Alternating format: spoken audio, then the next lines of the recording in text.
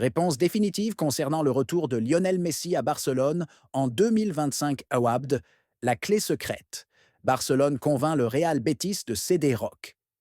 Piqué clarifie sa position sur sa candidature à la présidence du Barça.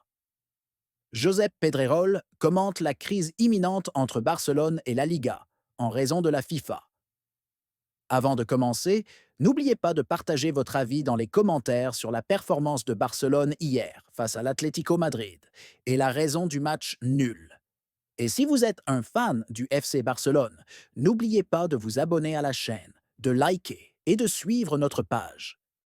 Réponse définitive concernant le retour de Lionel Messi à Barcelone en 2025.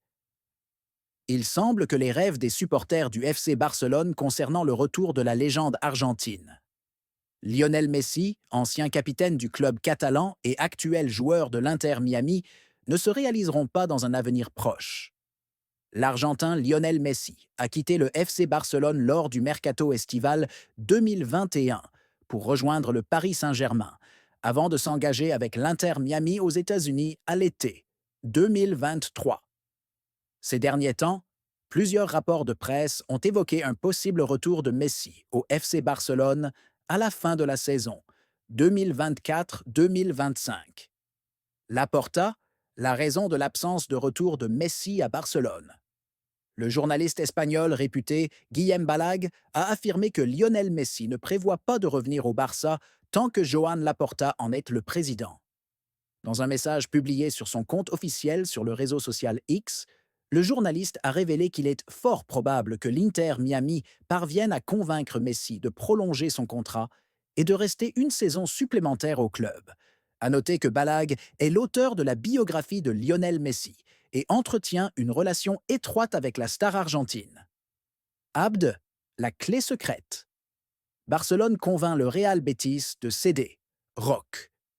Le FC Barcelone a trouvé un accord avec le Real Betis pour le transfert du Brésilien Vitor Roque à Palmeiras, quelques heures avant la fermeture du marché des transferts au Brésil. Le club catalan est sur le point de vendre Vitor Roque à Palmeiras pour 25 millions d'euros, cherchant ainsi à récupérer une partie des fonds investis dans le joueur il y a 1 an et demi. D'après le journal espagnol Mundo Deportivo, le Real Betis a accepté de laisser partir Vitor Roque à Palmeiras malgré son contrat de prêt avec le club andalou, qui court jusqu'en juin prochain. Comment Barcelone a-t-il convaincu le Betis de céder Vitor Roque?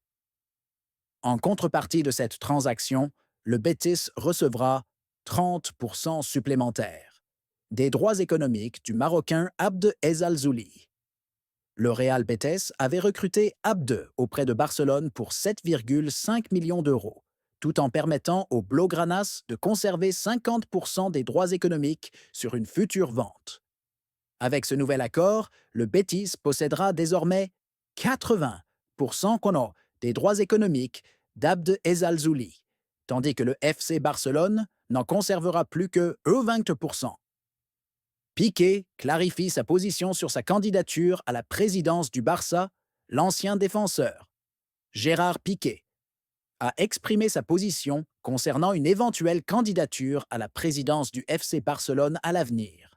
Piqué, qui a joué de nombreuses saisons avec le Barça et remporté plusieurs titres, a pris sa retraite en 2022, tandis que Joan Laporta occupe actuellement la présidence du club catalan. Dans des déclarations relayées par Le Journal Sport, Piqué a expliqué: On me pose cette question à plusieurs reprises, au point que je commence à l'envisager.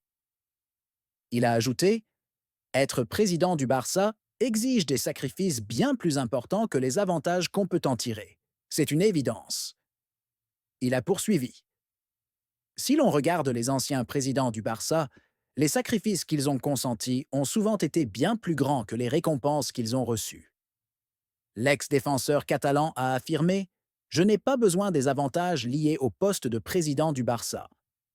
Toutefois, il a nuancé: Si un jour je vois que le club a besoin de personnes comme moi, des gens qui ont grandi au Barça, qui en portent les couleurs et qui en comprennent les rouages, alors il serait de ma responsabilité d'être là, car le club m'a tout donné. Enfin, Piqué a conclu, en admettant qu'il hésite encore sur cette possibilité. D'un côté, je pense que cela ne vaut peut-être pas la peine. D'un autre, peut-être qu'un jour, et peut-être même plus tôt que prévu, cela pourrait arriver. Ou pas. Tout dépendra de plusieurs circonstances.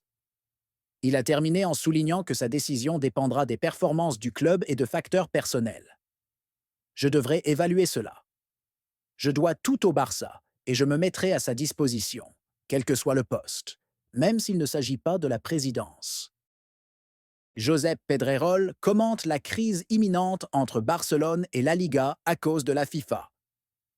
Dans un épisode relativement calme de son émission populaire El Chiringuito, le journaliste espagnol Josep Pedrerol a abordé la polémique autour de la tentative du FC Barcelone d'annuler le prêt de son joueur brésilien Vitor Roque au Real Betis, afin de le vendre à Palmeiras avant la clôture du marché des transferts au Brésil. Connu pour son analyse franche des événements, Pedrerol a cette fois tenté d'offrir une vision équilibrée de la situation, expliquant que cette affaire ne se résume pas à un simple conflit entre le club catalan et la Liga, mais qu'elle reflète des défis plus vastes liés au marché des transferts espagnols. Barcelone cherche une solution à la fois économique et sportive. Pedrerol a commencé par évoquer la situation économique du Barça, soulignant que le club cherche constamment des solutions pour améliorer ses finances, tout en prenant des décisions qui servent les intérêts sportifs de l'équipe. On ne peut nier que Barcelone travaille dur pour gérer ses finances et sa stratégie sportive de manière équilibrée. L'affaire Vitor Roque ne se limite pas à un simple transfert. Elle reflète la volonté du club de maximiser la valeur de l'un de ses actifs dans les circonstances actuelles. Il a ajouté: si l'on regarde la situation du point de vue de Barcelone, on constate qu'ils cherchent une solution raisonnable. Le joueur n'a pas eu beaucoup de minutes au Real Betis, et il y a une opportunité de le vendre pour une somme entre 25 et 30 millions d'euros. C'est un montant significatif pour un club qui tente de respecter les règles du fair play financier et d'assurer sa stabilité économique. La Liga surveille et adopte une position consultative. Pedrerol a ensuite évoqué la position de la Liga, précisant que la situation n'est pas encore arrivée à un point de confrontation directe, mais qu'il existe un désaccord sur l'interprétation des règlements. La Liga n'a pas interdit le transfert, mais elle a précisé qu'une telle opération pourrait ne pas être conforme aux règlements de la Fédération espagnole de football.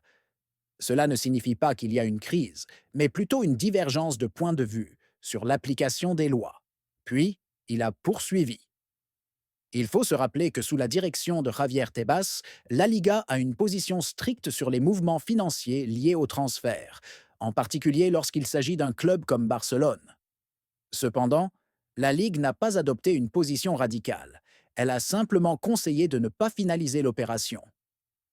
Le rôle de la FIFA et de l'UEFA.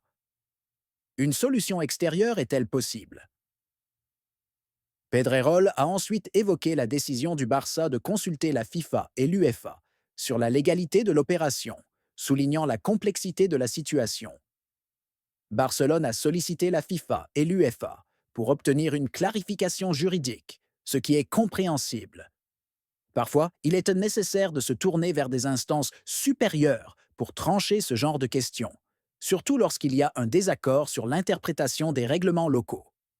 Il a ajouté: si la FIFA valide le transfert, cela pourrait donner un coup de pouce à Barcelone pour mener l'opération à bien.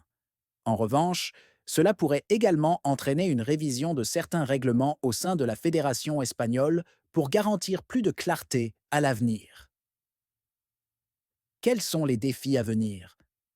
En conclusion, Pedrerol a souligné que les prochains jours seraient cruciaux pour voir comment l'affaire allait évoluer, tout en affirmant que cela n'aurait pas un impact majeur sur la saison actuelle du Barça. Au final, nous parlons d'un jeune joueur prometteur, mais ce transfert ne changera pas radicalement la trajectoire de l'équipe. Cette saison. L'important pour Barcelone est de trouver des solutions légales pour éviter tout conflit inutile avec la Liga, tout en maximisant son bénéfice financier. Il a conclu: Barcelone et la Liga seront toujours dans une relation de tension, mais c'est une réalité du football moderne. Nous devons attendre pour voir comment cette affaire sera résolue. Mais une chose est sûre, ce ne sera pas la dernière fois que nous entendrons parler de ce genre de situation sur le marché des transferts espagnols. À la fin de son intervention, un débat s'est ouvert entre les invités de l'émission sur l'impact de cette affaire sur l'avenir financier et juridique du FC Barcelone. Certains ont estimé que le club devait faire preuve de plus de prudence dans ses transactions, tandis que d'autres ont défendu la nécessité de rechercher des solutions innovantes, compte tenu de la réalité économique actuelle du football européen.